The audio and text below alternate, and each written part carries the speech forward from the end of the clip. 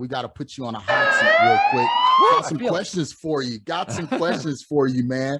Starting over, what would you do differently, or would you do anything differently?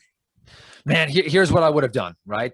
I would have added some more intensity to that effort, right, that I had. So I did that first deal, but I told you I was at my job, right? Yep. So I would have said, nope. I'm going to create, okay, a 90-day action plan to exit my job, right? I'm going to wake up thinking about real estate. I'm going to go to sleep thinking about real estate. I'm going to generate leads. I'm going to convert them, and I'm going to sell them into contracts. So I would have added some more intensity there, okay, right? The second thing that I would have looked back and saying there are no barriers. So let's say you don't have time, but you've got money, right? You could partner with someone who's got all the time in the world, right? So right now, if I would have known this, everything that you need right now, is out there. If you want to hire a salesperson right now, you could hire somebody on 100% commission. You just got to provide the leadership. That's right. That's right. right. Or if you don't have the time, you can go and hire someone who needs a few extra $1,000s to make that happen, or you could provide the hustle.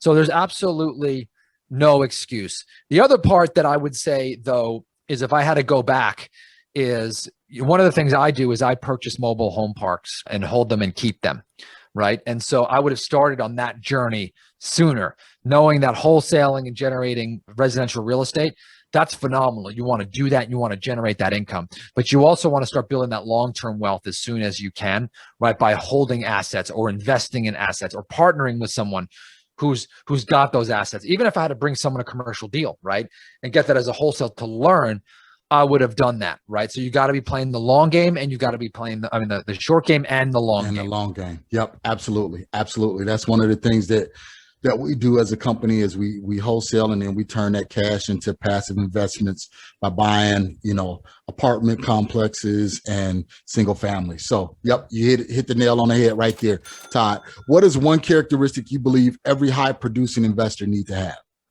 A high bounce back rate. Okay.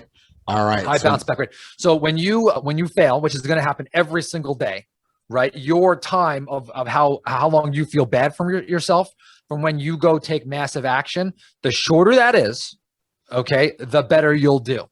Yep. All right. So the rule is, how quick does my bounce back rate need to be? How long can I feel bad for myself, right, after I have a failure? Okay. Well, anything that's going to cause a loss to your momentum is too long. That's true. Right. So a lot of people, they have a loss in this business, right, or a failure, and they stop marketing, or they stop calling, or they stop following up, right, or their energy is down. They're meeting for a motivated seller, or the most dangerous is they start calling back leads, and they're just looking for like the lowest hanging fruit. And if someone's not ready to jump off a cliff, they're like, nope, goodbye. And they're like, the toxic, right? Yep. So learn how to bounce back, get on the phone, get your mindset straight, right? You got to bounce back from failure, because it's going to happen. One of the secrets I'll give is that if you are running fast, right, into action, right, that failure is going to bounce off you quicker, right? If you are kind of like walking slowly, right, and then something hits you, right? So that intensity along with bouncing back is what the characteristic you've got to have.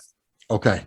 All right. Perfect, guys. You heard it right there. So, Todd, I know we spoke about who, not how. Any other book recommendations? You said one earlier. I can't remember what it was. The first book that you read when you had to exit off the 101 highway. Yeah, that was multiple streams of income by Robert Allen. Yep. Okay. But I got a better book. Okay. And this is really what it comes down to. A book, Slight Edge by Jeff Olson. Okay. And guys, I'll make sure I have all of this information in the show notes for you down there. So kind of give us the rundown right here, Todd. How can we reach you? How can we find you? If we wanted more information from you, where can we go to get it? Sure. Well, find me on iTunes, by the way. So the No Limits Real Estate Investing podcast. So I'd love to hear from you. Subscribe to the podcast, but also go to our website, nolimitsrealestateinvesting.com, and you could download a copy of the Massive Action Plan. Whether you are listening to this and you're just getting started and you want to do that first deal, or maybe you've done 4 or 5 and you're looking to start to scale out and build a business of 7 or 8 figures, I've got a blueprint there for you that is totally free. Just go there, nolimitsrealestateinvesting.com, and download it.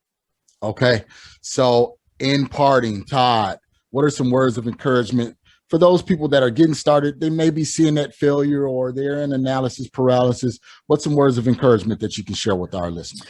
Sure. So I can tell you this, some of the most successful people in this business are not extremely intelligent, right? They don't have any special skills. As a matter of fact, I would say that my most successful people, I'm talking people who are making 7 figures, some of them making 8 figures, don't really question, they just do. Yep. Right. And so sometimes the smarter you are, the harder this is going to be for you because you're going to be more analytical. Right. So get out there, listen to what we talked about today, generate leads, 2, convert those leads for contracts, and then 3, okay, sell them for maximum profit. Right. Go out there and you can absolutely do this. Right. I talk about entrepreneurism. I'm not particularly intelligent. I really struggled in school. And the reason why I'm an entrepreneur is that this is just an adaptation to my inability to work in the standard workforce. There you go. There you go. You're an outlier. So I got to do something different. Yes. Well, Todd, man, I want to appreciate it. I'm sure that the listeners got a wealth of information from you. Guys, you know what to do. You need to go and take that information now, package it up, use it, and go out there and take massive action.